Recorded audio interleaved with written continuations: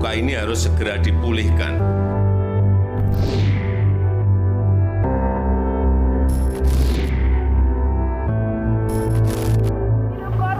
Jangan diam!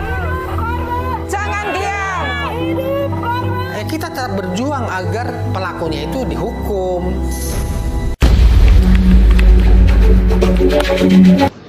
Hukum merupakan fondasi dasar yang mengatur kehidupan bermasyarakat, berbangsa, dan bernegara. Sebagai seperangkat aturan dan norma yang bersifat mengikat, hukum memiliki peran penting dalam menciptakan ketertiban, keadilan, dan kesejahteraan di tengah masyarakat. Melalui hukum, hak dan kewajiban setiap individu diatur jelas, dan berbagai sanksi disiapkan bagi mereka yang melanggar aturan. Salah satu prinsip terpenting dalam sistem hukum adalah rule of law atau supremasi hukum. Selain rule of law, hukum juga bertujuan untuk melindungi hak asasi manusia, yaitu hak-hak fundamental yang melekat pada setiap individu. Hukum yang adil akan menegakkan rule of law, sementara rule of law yang kuat akan melindungi hak asasi manusia dari berbagai bentuk pelanggaran. Lalu, apa sih rule of law itu? Yuk kita cari tahu. Rule of law atau supremasi hukum adalah prinsip bahwa semua orang, institusi, dan entitas termasuk pemerintah harus mematuhi hukum yang berlaku. Hukum ini harus ditegakkan secara adil, konsisten, dan tidak memihak. Rule of law ini memiliki beberapa unsur-unsur utama. Yang pertama, ada persamaan di hadapan hukum. Yang kedua, kepastian hukum. Yang ketiga, proses hukum yang adil.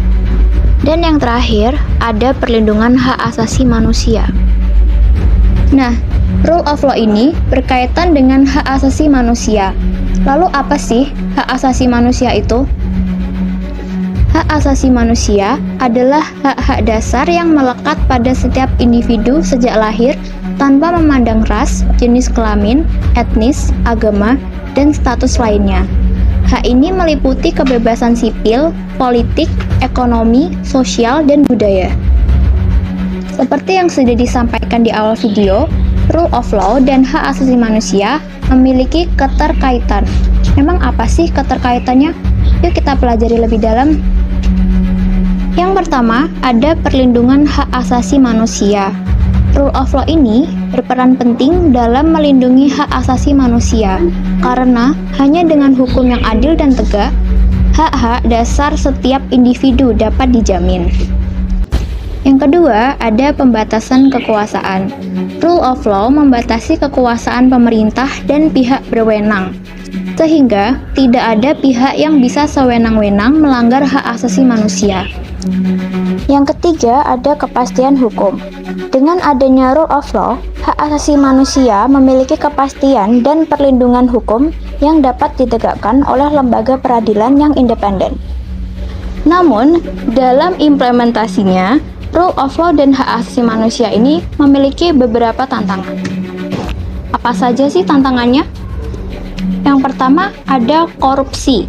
Korupsi dapat melemahkan penerapan rule of law dan merugikan hak asasi manusia. Yang kedua, ada diskriminasi. Diskriminasi berdasarkan ras, agama, gender, atau status lainnya seringkali menjadi hambatan bagi penerapan rule of law yang efektif. Yang terakhir, ada kelemahan lembaga penegak hukum.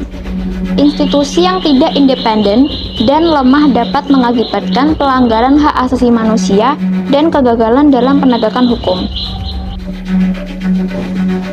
Nah, setelah penjelasan tersebut, berikut adalah contoh-contoh kasus pelanggaran hak asasi manusia yang terjadi di Indonesia.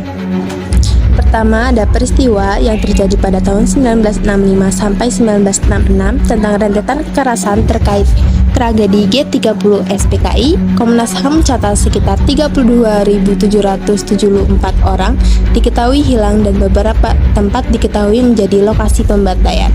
Yang kedua, ada peristiwa penembakan misterius pada tahun 1982 sampai dengan 1985 yang merupakan operasi rahasia yang menewaskan ratusan orang di masa Presiden kedua RI Soeharto dengan dalih memberantas premanisme.